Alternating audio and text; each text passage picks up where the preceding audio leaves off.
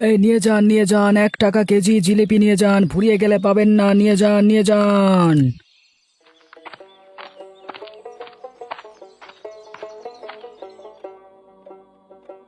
আরে কি হে গোপাল, তোমার জিলিপির দোকান তো ভালোই চলছে দেখছি। আগে বাবু যে আমার দোকানে, বড় সৌভাগ্য আমার। তো বাবু আপনার আশীর্বাদে চলছে আর কি। চারিদিকে তো তোমার জিলিপির দোকানের নাম ছড়িয়ে পড়েছে, দোকানে তো ভালোই ভিড় দেখছি। সবই ওপরওয়ালার ইচ্ছে বাবু, আমি শুধু চেষ্টা করি এই যা। কদিন হলো ভাবছি তোমার দোকানটা একবার দেখতে আসবো, এত নাম ডাক ছড়িয়েছে, আজকে সময় পেয়ে গেলাম তাই। আপনি এসে ভালোই করেছেন, একটু বসুন, দোকানে এলেন একটু জিলিপি খেয়ে যান বাবু। না না, এখন আমার খাওয়ার সময় হবে না, তুমি বরং আমাকে 2 কেজি গরম গরম জিলিপি দিয়ে দাও, বাড়িতে গিয়ে সবাই মিলে খাবো। তাছাড়া অনেকদিন গরম জিলিপি খাওয়াও হয় না। একটু দাঁড়ান বাবু। এই লতা, তুমি গরম গরম 2 কেজি জিলিপি ভেজে দাও তো, বাবু বাড়ি নিয়ে যাবেন। হ্যাঁ, এই দিচ্ছি, একটু অপেক্ষা করুন কাকাবাবু। ঠিক আছে, একটু কড়া করে ভেজে দিও কেমন। তা আপনি নিশ্চিন্ত থাকুন, আমি কড়া করেই ভেজে দিচ্ছি। হয়ে গেছে বাবু, এই নিন আপনার 2 কেজি জিলিপি। একদম সুন্দর করে বেঁধে দিয়েছি, বাড়িতে গিয়ে আরামে খাবেন কেমন। আচ্ছা আচ্ছা, ঠিক আছে, আজকে তবে আসি গোপাল কেমন। সময় হলে আবার আসবেন বাবু। শুনেছ গিন্নি, ওই গোপালের জিলিপির দোকান তো বেশ জমজমাট চলছে, সারাদিন বেচে শেষ করতে পারে না। হ্যাঁ গো, আমিও তো তাই শুনছি, মনে হয় বেশ টাকা আয় করছে। গোপালের তো এখন তবে পোয়া ভারী। তার বলে হ্যাঁ, বেটার কদিন আগে সংসারই চলতো না, হঠাৎ যে এমন হবে আমি তো ভাবতেও পারিনি। গোপালের বউয়ের তো এখন দিমাগে পা মাটিতে পড়বে না। কদিন আগে কত কিছুর জন্য আসতো আমাদের কাছে।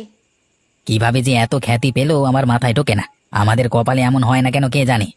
আমারও তো তাই মনে হয়, পোড়া কপাল সব আমাদের। এমন বুদ্ধি ওর মাথায় এলো কি করে, আমার মাথায় আগে আসলে আজকে ওর জায়গায় আমি থাকতাম। সে আর এখন ভেবে কি হবে, এখন তো ওই মেনিমুখ গোপালেরই দিন। বুঝলে গিন্নি, আমি যখন বাজারের পাশ দিয়ে যাই ওর দোকানে এত ভিড় দেখে খুব হিংসে হয়, আর লোকজনেও সব যেন ওর দোকানেই ভিড় করে। হ্যাঁ, হিংসে তো আমারও হচ্ছে, বিশেষ করে ওর বউ লতার কথা চিন্তা করে আরো বেশি হচ্ছে। সামনে হয়তো আরো অনেক টাকা আয় করবে, তখন তো আর পাত্তাই পাবো না আমরা। তা তো পাবই না, কিন্তু এটা মেনে নিতে যে বড় কষ্ট হয়। ওই ছোট লোকটা হবে এক সময় টাকাওয়ালা, এইসব কি আর আমাকে শান্তিতে ঘুমাতে দেয়? দেখি কতদিন ওর ওই দোকান থাকে, এত তো সোজা না। বুড়িমা, ও বুড়িমা, অনেকদিন হলো ভালো কিছু খাই না গো, আজ একটু ভালো কিছু খাওয়াও না। আমি কই থেকে ভালো খাওয়াবো রে মুখ পুরি, সেই ছোট থেকে একা তোকে কষ্ট করে চেয়ে চিনতে বড় করছি, আমার কি আর টাকা পয়সা আছে? আমার রোজ রোজ একই খাবার খেতে আর ভালো লাগে না, সবাই কত কি খায়, আমি তো খেতেই পাই না। কি করবি বল, আমরা গরিব, চাইলেই কি মন্ডা মিঠাই খেতে পারি বল? তাহলে আমি কি একটু ভালো খেতে পাবো না গো বুড়িমা? গরিব হলে বুঝি শুধু কষ্ট করেই খেতে হয়? আমারও তো খারাপ লাগে, ইচ্ছে হয় দুজনে মিলে ভালো কিছু খাই, কিন্তু হয়ে ওঠে কই। জানো বুড়িমা, আমার মন চায় একদিন লেখাপড়া করে অনেক বড় হব, আর চাকরি করে তোমাকে নিয়ে অনেক কিছু খাবো। তোর ইচ্ছে পূরণ করুক, আমাদের গরিবদের আর কে আছে বল? মন খারাপ করো না বুড়িমা, আমি আর ভালো খেতে চাইবো না, তোমার যা জুটবে তাই খাবো। এই তো, আমার কষ্ট বুঝিস, আমি যদি পারতাম তো তোকে ছাড়া আর কাকে খাওয়াতাম, দিয়ে থুয়ে তুই তো আমার সব। তা আমি জানি বুড়িমা, তোমাকেও আমি খুব ভালোবাসি গো। দেখি তো কাল একবার গোপালের বাড়ি যেতে পারি কিনা, যদি কিছু একটু পাই। গোপালটা খুব ভালো ছেলে, আমায় কখনো খালি হাতে ফেরায় না।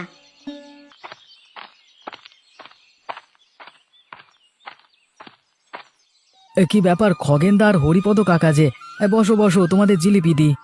ওই তোর জিলিপির কদিন খুব নাম শুনছি, তাই একটু খেয়ে দেখতে এলাম, কি অমৃত আছে তো জিলিপিতে। হ্যাঁ, না না, অমৃত কেন হবে গো খগেনদা, ওই কোনো রকম চেষ্টা করি একটু ভালো স্বাদের জিলিপি বানাতে। তো শুনছি তোর জিলিপি নাকি 1 টাকা কেজিতে দিস, এজন্য বুঝে এত ভিড়। আমি বেশি লাভ করতে চাই না গো, সবাই যেন একটু খেতে পারে আর আমার সংসারটাও যেন চলে, তাই অল্প দামে একটু দিই আর কি। দোকানদার কি আর লাভ ছাড়া বিক্রি করে?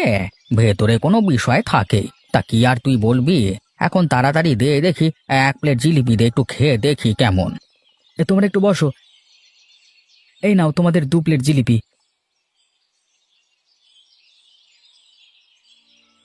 কি ব্যাপার, আমরা চাইলাম গরম জিলিপি আর তুই দেখছি দিলি একদম ঠান্ডা কেন রে? আসলে খগেনদা একটু আগে ভাজা হয়েছে তো তাই একটু এমন লাগছে।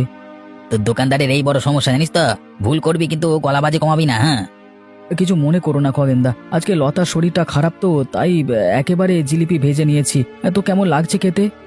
ওই আছে একরকম, আর লোকে যত বলে তত নয়, সব হুজুগে মাথায়, হ্যাঁ। আসলে আমি তো চেষ্টা করি ভালো জিলিপি ভাজবার, হয়তো সবার কাছে স্বাদটা এক লাগে না। এই জিলিপির দোকানটা ছিল বলে আমরা একটু খেয়ে পড়ে বেঁচে আছি, না থাকলে যে কি হতো। আগে কত কষ্ট করেছি, কোনোদিন খেতে পেয়েছি, কোনোদিন পাইনি। তা তো অবশ্যই গিন্নি, তুমি এই জিলিপি ভাজবার কাজটা জানো বলেই তো আমি এই ব্যবসাটা চালু করতে পারলাম, না হলে কি আর শুরু করতে পারতাম? এখন বেশ ভালো লাগে গো, চারিদিকে আমাদের কত সুনাম ছড়িয়েছে। হ্যাঁ তুমি ঠিক বলেছ, হয়তো আমরা বেশি লাভ করতে পারি না, কিন্তু লোকজন তো তৃপ্তি সহকারে খেতে পারে। এবার ভাবছি যদি কিছু টাকা হয় দোকানটা আরো একটু ভালো করে তৈরি করব, আর আমাদের বাড়িটাও একটু সুন্দর করব। এখনই এত স্বপ্ন দেখো না গো, কে জানে কখন ভাগ্য আবার খারাপ হয় কিনা। না গো, এ তো আর এত বড় কিছু নয়, আর আমরা তো খেটেই করছি, তাই ওসব চিন্তা করো না গো। আমাদের তো তবু একটা খাবারের ব্যবস্থা করেছেন, কিন্তু আমার একটু কষ্ট লাগে জেঠিমা আর পূর্ণিমার জন্য। হ্যাঁ গো, পাড়ায় ওরা বড্ড অসহায়, আমারও খারাপ লাগে, ওদের একটু যদি সাহায্য করা যেত। আমিও তাই ভাবছি, লোক দুটো কতই না কষ্ট করে, ওদের দেখে আমাদেরও কষ্টের কথা মনে পড়ে, আমি ওদের পাশে থাকতে চাই গিন্নি। এটা আবার বলতে হবে, ভগবান আজ আমাদের একটু সামর্থ্য দিয়েছে, তাহলে অন্যকে সাহায্য করলে কি কমে যাবে, বরং বাড়বে।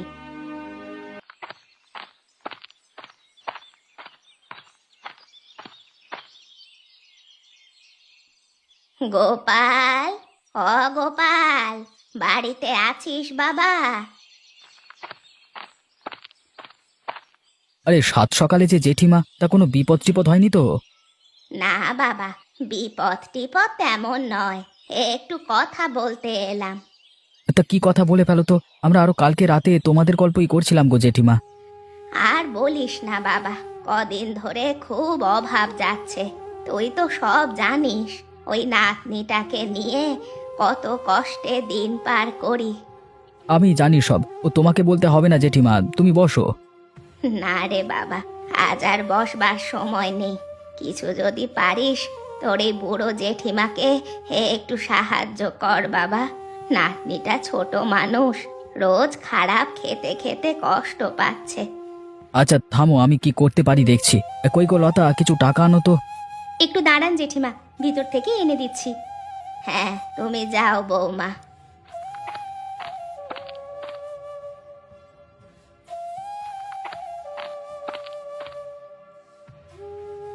এই নাও, জেঠিমাকে কি দেবে তুমি দাও।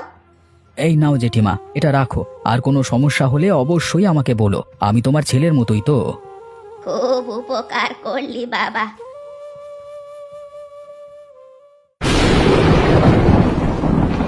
খগেন, একটা বিষয়ে আমার আজকে মেজাজটা খুব ভালো নাই বুঝলি।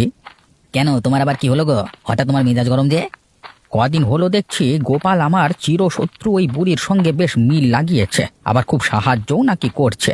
তা বুড়িকে তো আমি সহ্য করতে পারি না রে খগেন। আর আমি তো আবার গোপাল কি দেখতে পারি না গো, তা তুমি আর আমি একই দেখছি। ওই শয়তানের হাড্ডি বুড়ির জন্য এককালে চোরের অপবাদ পেয়েছে, আর সেই বুড়িকে আবার ওই নচ্ছার গোপাল সাহায্য করে, বিষয়টা আমার ভালো লাগে না। কি আর করা যায় বলতো খগেন?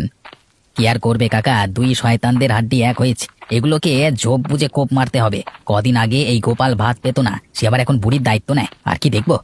তবে আর বলছি কি, শোন খগেন, ওই গোপালের দোকানটার ক্ষতি কিভাবে করা যায় এটা ভাব, আর গোপাল চাপে পড়লে বুড়িও সাহায্য পাবে না, তখন দুজন আবার বগল বাজিয়ে মজা করব, কি বলিস? হ্যাঁ সেটা তো অবশ্যই কাকা, ওই বেটাকে আটকাতে না পারলে একসময় দেখবে দেমাকে ওর মাটিতে পা পড়বে না। ওর দেমাগ বের করে ছাড়বো, আমার পথে কাঁটা দেওয়া, ওসব কত চুনোপুটিকে সায়স্তা করলাম এই জীবনে। এই জন্যই তো তোমাকে আমার বেশ ভালো লাগে, আর তাছাড়া বুদ্ধিতে তোমার পাশে আর কি আছে বলো। যাক, এসব কথা যেন আবার কেউ না শোনে, তুই আর আমি, বুঝলি? না না, তুমি আমাকে পাগল ভেবেছো নাকি কাকা? আমি বলি এত বোকা আমি নই। না হলেই ভালো। এসব নিয়ে চিন্তা করতে হবে না, বরং ভাবো ওই দুষ্টু গোপাল আর বুড়িকে কেমন করে বিপদে ফেলা যায়, না হলে যে বড় শাস্তি হচ্ছে না ওদের।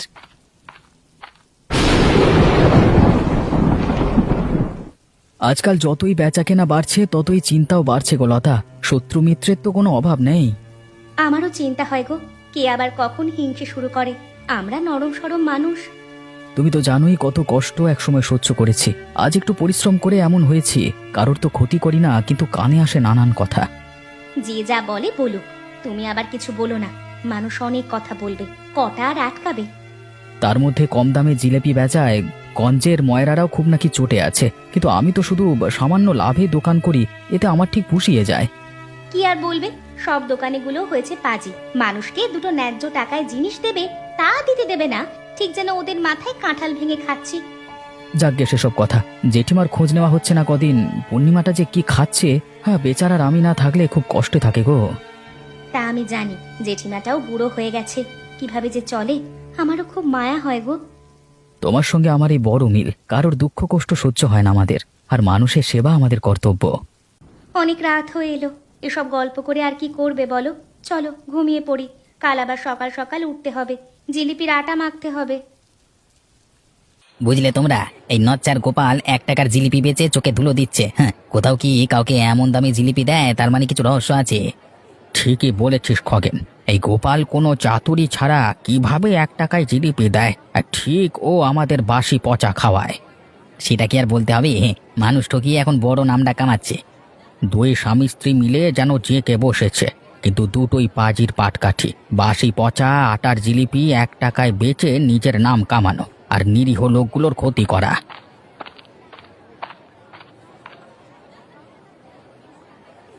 গোপালকে নিয়ে তোমরা এসব কি বলছো? ও কখনোই এমন নয়। এসেছো গোপালের পা চাটা। হে ওরে বুড়ি, ও যে বাসি পচা মানুষকে খাওয়ায়, তার কি খেয়াল আছে? হ্যাঁ, বলি আসল কথা বললেই পা চাটা হয়? ও তোমাদের কার পাকা জমিতে মই দিয়েছে, যে ওকে নিয়ে তোমাদের এত হিংসে? এই তুমি বুড়ো মানুষ এখানে কি করছো এখন? যাও তো এখন। এই খুব গোপালের হয়ে সাপাই গাইতে এসেছো না? জানি তো একটু উপরি দেয়। হ্যাঁ হ্যাঁ, আমি যাচ্ছি। সে কি হবে না হবে আমরা বুঝবো। বেটা জুয়া চোর মানুষের চোখে ধুলো দিয়ে বাসি জিলিপি খাওয়াবে, আর আমরা চেয়ে চেয়ে দেখবো? শোনো ভাই, সবাই ওই গোপালের দোকানে জিলিপি আর কেউ খেও না। হ্যাঁ, আমিও তাই বলি। ওই বেটা বাসি পচা জিনিস দেয় বলি এত কম দামে জিলিপি বিক্রি করে। তোমরা সবাই ওর জিলিপি খাওয়া বন্ধ করো, নইলে শেষে দেখবে পেটে পীড়ায় ভুগছো। আরে বাবা, বেটা একটা মিনিমুখো শয়তান, বুঝলে?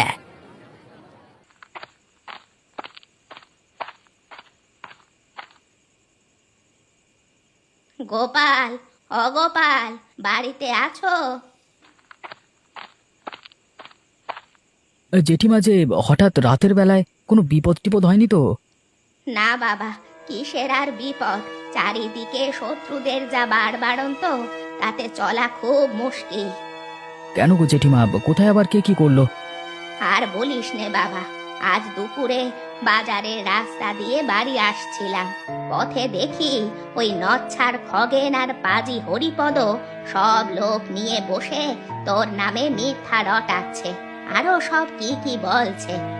কি বলো গো জেঠিমা? আমি আর লতাও একদিন এমন ভাবছিলাম, মানে আমি কষ্ট করি 2 টাকা আয় করার জন্য, তাতে ওদের যে কেন এত হিংসে হয় কে জানে।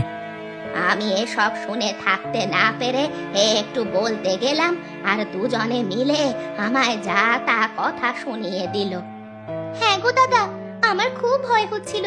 ওরা বুড়িমার দিকে কেমন যেন তেড়ে আসছিল, আর তোমাকে নিয়েও সব বাজে বাজে কথা বলছিল। দেখলে গিন্নি, যেখানে বাঘের ভয় সেখানেই সন্ধে হয়। আর আমরা তো আর কারোর ক্ষতি করি না, তবু এদের এত হিংসে কেন? কি করবে, সব শয়তানের দলগুলো নেড়ি কুত্তার মতো পিছু লেগেছে। খেয়ে দিয়ে কাজ থাকলে তো আর এমন করতো না।